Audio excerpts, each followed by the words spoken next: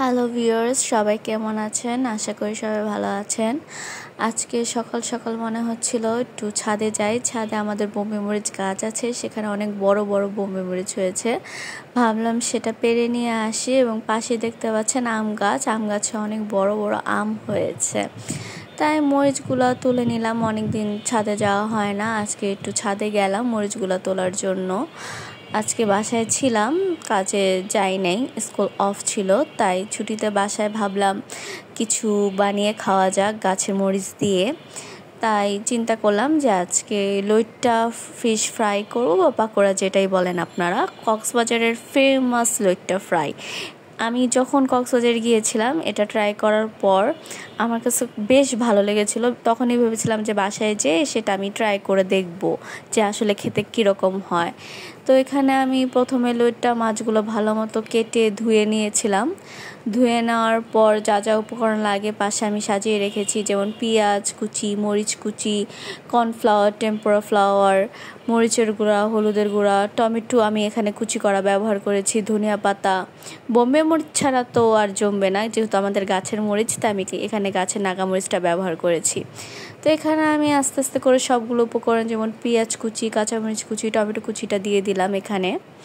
আপনারা কারা কারা লইট্টা ফ্রাইটা পছন্দ করেন? লইট্টা ফ্রাইটাই আমার কাছে বেশ ভালো লাগে, কেন জানি না। লইট্টা মাছের তরকারি অবশ্য ট্রাই করি নেই, কিন্তু ট্রাই করলে কীরকম হবে সেটা টেস্ট আমি জানি না। যদি কেউ লইট্টা মাছ এভাবে ঘরোয়াভাবে রান্না করে থাকেন তাহলে সেটা আমাকে একটু জানাবেন, বা কি মশলা দিয়ে লইট্টা মাছটা আসলে রান্না করা যায়। আমি আসলে ফ্রাইটা খেয়েছি, তো আমার কাছে ফ্রাইটাই বেশ ভালো লাগে।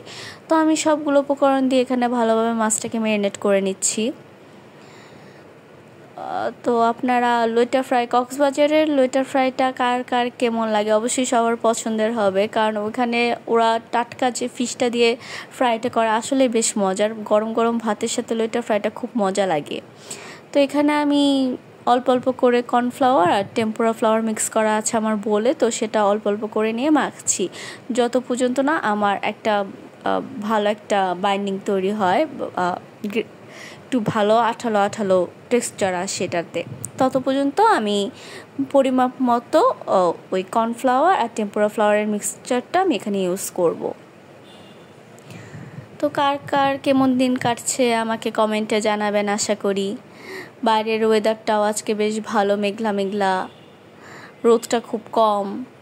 তাই ভাবলাম যে আজকে মজাদার কিছু রেসিপি বানিয়ে খাওয়া যাক, একটু ঝাল ঝাল, যেহেতু আমি নাগামরিচটা এখানে ব্যবহার করব। এখানে আপনারা চাইলে নাগামরিচটা স্কিপ করতে পারেন, কারণ অনেকে এত বেশি স্পাইসি খাবার পছন্দ করি না। তো আমি এখানে আমার পরিমাপ মতো বারবার কর্নফ্লাওয়ার আর টেম্পোরা ফ্লাওয়ারটা ব্যবহার করছি। আপনাদের পরিমাপ অনুযায়ী এখানে আপনারা জিনিসগুলো ব্যবহার করবেন, দেখবেন যাতে মাখানোটা খুব ভালোভাবে হয়, প্রতিটা মাছের গায়ে যাতে মশলাটা লাগে।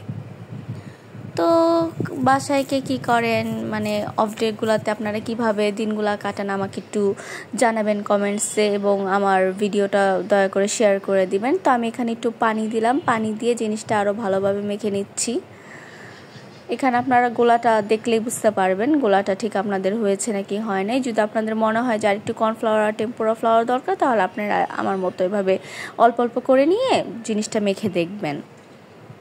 আমি এখানে আমার যত পর্যন্ত মাছে তো একটা সামুদ্রিক মাছ, যেহেতু এখানে একটু অল্প অল্প করে পানি ছাড়ে, তাই আমি বাইন্ডিংটা ঠিক করার জন্য অল্প অল্প করে টেম্পোরা ফ্লাওয়ার আর কর্নফ্লাওয়ারের মিক্সচারটা দিচ্ছিলাম। আমি ভুলে গেছিলাম লবণ দিতে, তাই আমি পরে লবণটা অ্যাড করলাম এখানে। তারপর আমার কাছে বেশ কক্সবাজারের আইটেমগুলো, তারপর বিভিন্ন টাইপের ফিশ পাকোড়া, রুই মাছের পাকোড়া হয়, তারপরে আরও অনেক মাছ আছে, আমার ঠিক খেয়াল আসছে না, কিন্তু ফিশ পাকোড়া বা ফিশ বল আমার কাছে খুব ভালোই লাগে খেতে। আপনারা কে কে এভাবে লইট্টা ফিশ ফ্রাই করে খেয়েছেন আমাকে একটু জানাবেন, আমিও তাহলে আপনাদের রেসিপিগুলো দেখে ট্রাই করতে পারবো পরবর্তীতে। এখানে আমি টমেটো কেচাপ ব্যবহার করছি, আপনারা যদি টমেটো কেচাপটা ব্যবহার না করতে চান তাহলে স্কিপ করবেন। আমি লইট্টা ফিশটা ফার্স্ট টাইম ট্রাই করেছিলাম কক্সবাজারে, তার আগে আমি কখনো ট্রাই করা হয় নাই। এখানে আমি আবার ব্যবহার করছি আদা রসুনের পেস্ট, আমি আগে দিতে ভুলে গেছি, তা আমি পরে অ্যাড করছি। আপনারা যখন মাছটা ফার্স্টে নেবেন তখনই আদা রসুনের পেস্টটা ব্যবহার করবেন। বা আপনি পরে চাইলেও অ্যাড করতে পারেন, আমার মতো কোনো সমস্যা নেই। আমি এখানে ধনিয়া পাতা কুচি করা রেখেছিলাম, সেটা আমি দিয়ে দিচ্ছি এখানে। ধনিয়া পাতাটা দিলে ধনিয়া পাতার ফ্লেভারটা খুব সুন্দর আসে ফ্রাইতে। আপনারা যদি ধনিয়া পাতার ফ্লেভারটা পছন্দ করে থাকেন তাহলে এখানে দিবেন, আর যদি পছন্দ না হয় তাহলে দিবেন না। আমি এখানে সয়া সস দিচ্ছি পরিমাণ মতো। আর সয়া সস দেওয়ার কারণে আপনারা লবণটা চেক করে নেবেন, যে লবণটা কম বেশি হলে বুঝে লবণটা ব্যবহার করবেন, কারণ সয়া সস অলরেডি লবণ দেওয়া থাকে। তা আমার এখানে পানি ছেড়ে দিয়েছিল, তাই আমি আরেকটু কর্নফ্লাওয়ার আর টেম্পোরা ফ্লাওয়ারের মিক্সচারটা দিচ্ছি যাতে ঘন হয় মাখাটা।